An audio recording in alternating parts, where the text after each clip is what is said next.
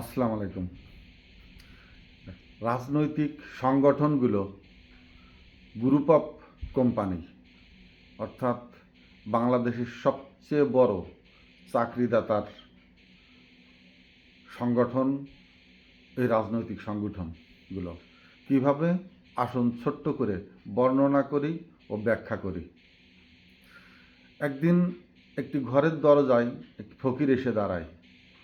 যথারীতি দরজায় টোকা দিলে ওই বাড়ির ইয়াং ছেলেটা দরজা খুলে দেয়। দিলে দেখে একজন ভিক্ষুক দাঁড়ানো। সে যথা সবিনয়ে ভিক্ষার জন্য আবেদন জানালে ওই বাড়ির ওই ছেলেটা তাকে বলে, তুমি এই বয়সে কেন ভিক্ষা করছো? কাজ করে খেতে পারো না? তখন ছেলেটা বলে, ভিক্ষুক বলে যে কাজ তো করতে পারি, কিন্তু কাজ আমাকে কে দেবে? তখন ছেলেটা বলে, আমি তোমাকে কাজ দেব। বলে, হ্যাঁ দেন, কি কাজ?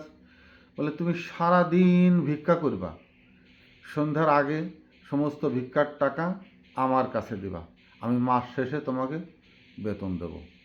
বলে, ঠিক আছে, তাই যথারীতি ও ফিরে গেল এবং বাড়িতে গিয়ে গল্প করলো সসম্মানের সাথে, আমার চাকরি হয়েছে এবং আগামীকাল থেকেই জয়েন্ট। এখন ওই ফকির সারাদিন রোদে পুড়ে বৃষ্টিতে ভিজে খালি পায়ে যা ইচ্ছে তাই অবস্থা, ভিক্ষার জন্য যত ধরনের কাকুতি মিনতি করে ভিক্ষা করে নিয়ে এসে সন্ধ্যায় ওই ছেলেটার কাছে জমা দেয়। এখন মাস শেষে ওই ভিক্ষুকের অর্জিত আয় দাঁড়াইল 20,000 টাকা, সাপোজ 20,000 টাকা। তখন ওই ভিখারির যখন বেতন নিতে গেল, তাকে 8,000 টাকা বেতন দেওয়া হলো। ভিক্ষুক এ পেয়েই যথার্থ খুশি। তার জীবনে কোনো কর্ম ছিল না, কাজ ছিল না, দেহের শক্তি ছিল, কিন্তু আয়ক্ষম কোনো কাজ পাচ্ছিল না। সে একটা কাজ পেয়েছে এবং মাস শেষে 8,000 টাকা বেতন পেয়েছে, এটা তার সম্মানের মজুরি। কিন্তু সে যে শ্রম দিয়েছে, এই শ্রমের বিনিময়ে সে নিজে আয় করেছিল 20,000 টাকা, যেটা তার মুনিবকে দিয়ে সে 8,000 টাকা বেতন নিয়েছে। অর্থাৎ তার বড় সান্ত্বনা, সে একটা চাকরি পেল, পরিবারের একটা স্বস্তি ফিরে পাইল যে একজন চাকরিজীবী লোক এই পরিবারে আছে, সংসারে আছে, মাস শেষে বেতন পাবে, বড় সান্ত্বনা। কিন্তু এই সান্ত্বনার পিছনে যে ধোঁকা, এই ধোঁকার অন্তরাল ওই পরিবারের লোক বা সে নিজেও খোঁজে না, খুঁজে পেতে চায় না, খুঁজে বের করতে চায় না। কারণ সে অনারেবল এটা ভেবে, যে প্রাউড এটা ভেবেই তার একটা চাকরি হয়েছে। এখন রাজনৈতিক সংগঠন কিভাবে এই গ্রুপ অফ কোম্পানির মালিক, আমি কেন বলছি? বাংলাদেশের রাজনীতিতে যারা ক্ষমতায় এই 52-55 বছর ধরে যারা ছিল, যে সময়ই ছিল না কেন, মার্শাল্লাহ টাইমটা বাদ দিয়ে বাকি সময়টা সবসময় এদেশের কর্মীরা, এদেশের মধ্যম শ্রেণীর নেতারা ঠিক ওই ফকিরের মতোই নিয়োগপ্রাপ্ত হয়েছেন, পদবিধারী হয়েছেন। তার বিনিময়ে তাদেরকে কি দিতে হয়েছে? হেভিওয়েটের ওই সব নেতাদের হাতে তুলে দিতে হয়েছে বাস স্ট্যান্ড দখল করে। তার যে আয়ের জায়গাটার যে পথ বা আয়ের যে অর্থ, তার বড় বড় একটা অংশ তার বড় নেতাদের হাতে তুলে দিতে হয়েছে। চাঁদাবাজি সবচেয়ে বড়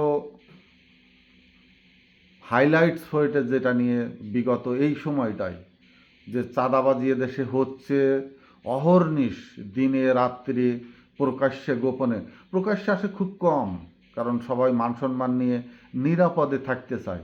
ওপেন সিক্রেট হয়ে গেছে, এটা সবাই দিচ্ছে, স্রোতে গা ভাসিয়ে আমিও দিচ্ছি, আপনিও দিচ্ছেন, সবাই দিচ্ছে।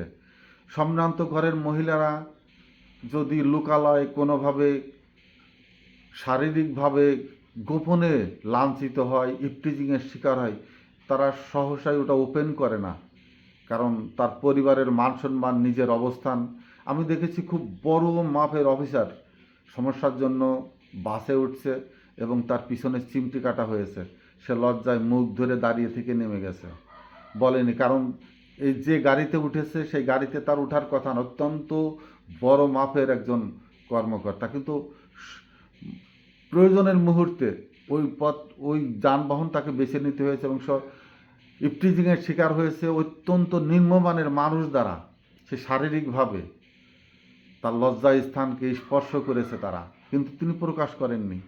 পুরুষরাও এভাবে নিগৃহীত হয়, অপমানিত হয়, কিন্তু তারা মান সম্মানের ভয়ে তাদের নিজের স্ট্যাটাসের দিক তাকিয়ে, ছেলে মেয়ে আছে তাদের সামনে নিজেকে ছোট করার ভয়, নিজেকে লজ্জিত করার ভয় প্রকাশ করে না, তারা গোপনেই চাঁদাটা দিয়ে দেয়।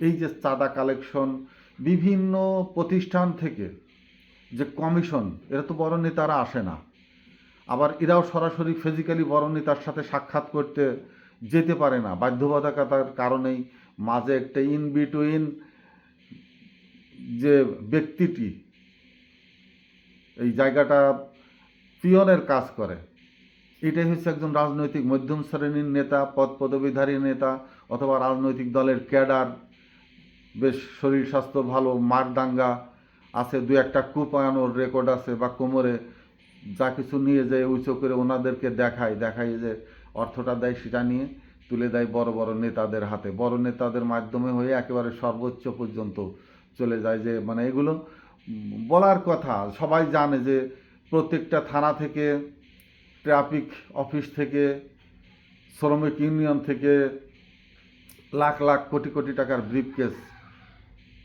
আজকের আগামীকাল 10টার ভিতরেই স্বরাষ্ট্র মন্ত্রীর দপ্তরে গিয়ে পৌঁছাবে, এবং তার অনুষঙ্গ যত অফিস আদালত আছে কমিশন দিতে দিতে দিতে দিতে পৌঁছাবে। কিন্তু তৃণমূল থেকে যারা এটা কালেকশন করে দিয়ে দিল, এরাও কিন্তু 2 পয়সা পায়।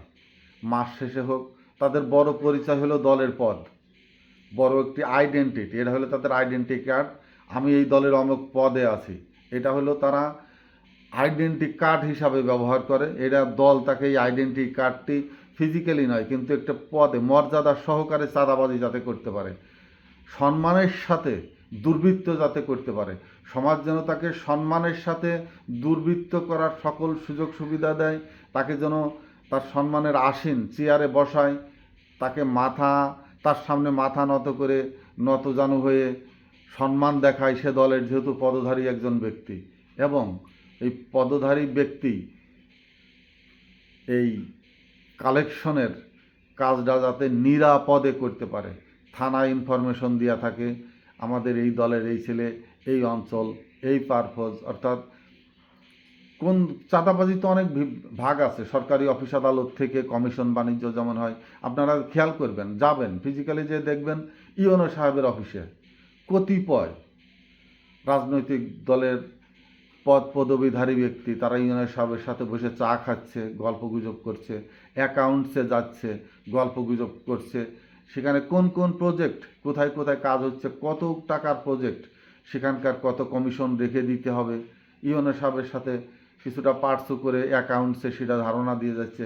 অ্যাকাউন্টস যার কাছেই কাজ দিক না কেন, কন্ট্রাক্টর হোক যেই হোক বা তাদেরই লাইসেন্সদারি কোনো ব্যক্তি হোক, তাদেরকে ইনফরমেশন করছে বড় ভাইয়ের জন্য বা এদের জন্য এত পার্সেন্ট রেখে দিতে হবে।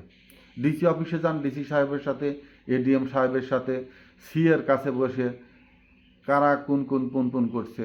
আপনি পৌরসভাগুলোতে যান, মেয়র সাহেবের সাথে কারা বসে কথা বলছে, পিআই সাহেবের সাথে কারা বসে, উপজেলাতেও কারা বসে, উপজেলা চেয়ারম্যান যারা ছিল বা পিআই যারা প্রজেক্টের ইনচার্জ যারা, তাদের সাথে কাদের একটা লিয়াজু।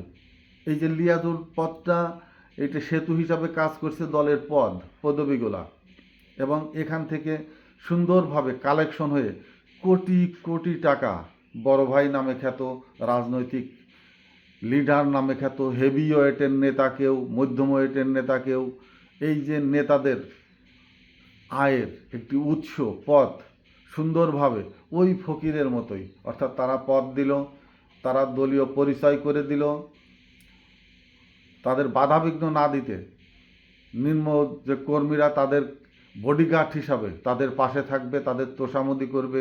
তারা যখন যাবে 10 জন 15 জন একসাথে যাবে, কালেকশন হবে, বড় ভাইকে দেওয়ার পরে বড় ভাই তাকে আবার কিছু দিয়ে দেবে, নাও, সিঙ্গারা খাও, যারা ছিল মোটরসাইকেলের তেল নাও, এই করো সেই করো। কিন্তু এই চাকরিদাতারা কি ফিজিক্যালি কিছু অর্থ তার পরিবারকে দিতে পারে?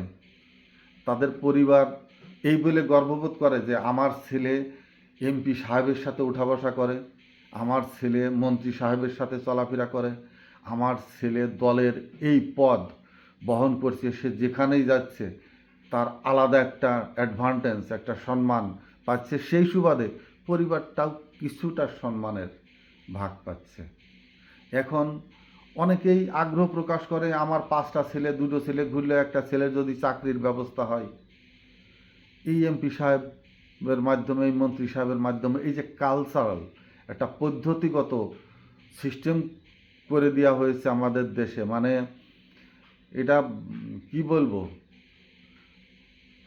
রাষ্ট্রীয় সন্ত্রাস।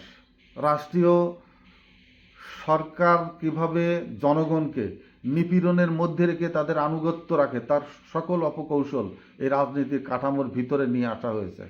বাংলাদেশের যে নিয়োগ পদ্ধতি, বাংলাদেশের যত ধরনের, আপনি কলেজে ভর্তি করবেন একটা ছেলে, ভালো কলেজে, ভালো একটা স্কুলে, সেখানেও এমপি সাহেবকে ফোন করতে হবে, এমপি সাহেবের ভাইকে ফোন করতে হবে, এমপি সাহেবকে মিসেসকে ফোন করতে হবে, তাহলে সেখানে সেই ভর্তির প্রক্রিয়াটা, মানে যে কোনো কাজ, আপনি একটা দোকান অ্যালটমেন্ট করবেন ভালো পজিশনে, সেখানেও এমপি সাহেবকে হাজির হইতে হবে, অথবা এমপি সাহেবের কোনো প্রতিনিধি যিনি যে বলবেন হ্যাঁ ভাই আমাকে পাঠিয়েছে, আপনাদেরকে সালাম জানিয়েছে, অভিবাদন জানিয়েছে, এখানে ভাইয়ের এলাকা, নির্ভয়ে আপনারা, নামের বিভিন্ন ধরনের, মানে এরা ছাড়া, এই ভাই ছাড়া, বড় ভাই ছাড়া, অর্থাৎ এমপি বা এমপির আশপাশ ঘিরে যে নৈরাজ্যটা তৈরি হয়ে উঠেছে, এটাই মানে বড় নিয়োগের জায়গাটা, বড় বাণিজ্যর জায়গাটা।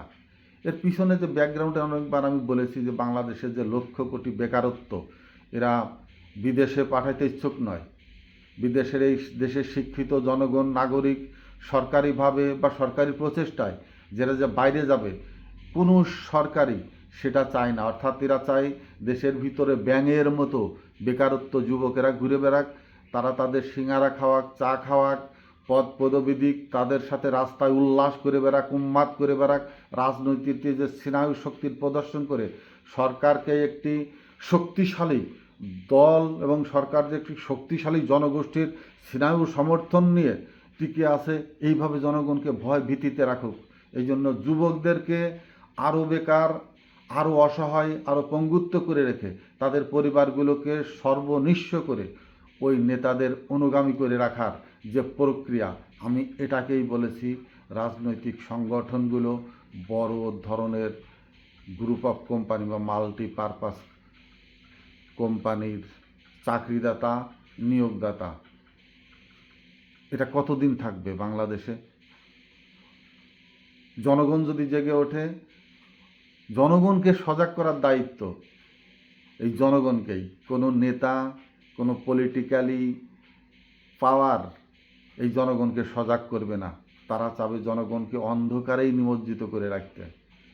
তারা যত ধরনের সিস্টেমেটিক্যালি জনগণকে বিজি রেখে, অসহায়ত্বের ভিতরে রেখে, তাদের পদনত করাবার সকল ক্ষমতা তাদের হাতে রেখে জনগণকে অন্ধকারেই ঠেলে রাখার চেষ্টা করে যাবে। জনগণকে নিজেদেরকেই জানতে হবে, নিজেদেরকেই বুঝতে হবে, নিজেদের পায়ে দাঁড়িয়ে এই সব অপ্রতিরোধ্য রাজনৈতিক সন্ত্রাসকে ছুঁড়ে ফেলতে হবে। 5ই আগস্ট পুনরায় তৈরি করতে হবে, সৃষ্টি করতে হবে, যতদিন না যে আখড়াটা, সন্ত্রাসের আখড়া রাজনীতিকে আঁকড়ে ধরে শিকলবদ্ধ করে রেখেছে, শেষ ব্যক্তি পর্যন্ত রাজনৈতিক অঙ্গন থেকে নিপতিত না হয়, ততদিন পর্যন্ত 5ই আগস্ট, জুলাই এবং আগস্ট চলমান রাখতেই হবে। সরকারি গণতান্ত্রিক সরকার আসুক, যে কোনো সরকারই আসুক, মানুষকে রাজপথে সজাগ না থেকে কোনো উপায় নেই এর থেকে মুক্তির জন্য। আসুন নিজেরা সজাগ হই, নিজেদের সন্তানদেরকে ঘরমুখী করে নিজেরা সংসারের ভিতরে আবদ্ধ করে রাখি, নেতাদের থেকে, নেতাদের ছায়ার থেকে, নেতাদের পরশের থেকে নিজেদের সন্তানকে যত দূরত্বে রাখা যায় ততই আপনার সন্তান নিরাপদ। কখন লাশ হয়ে ফিরবে, কখন আহত অবস্থায় হাসপাতালে যাবে, কখন কলেজ থেকে বের করে আপনার ছেলেকে মাদকের ভিতরে, সন্ত্রাসের ভিতরে, চাঁদাবাজের ভিতরে, দখলদারিত্বের ভিতরে, তার আধিপত্য বিস্তারের মারামারির মধ্যে ফেলে আসামি করে তার কাছে যেন টেনে না নেয়, তার থেকে দূরে রাখুন। আপনি নিরাপদ থাকুন, বাংলাদেশ নিরাপদ থাক। আসসালামু আলাইকুম।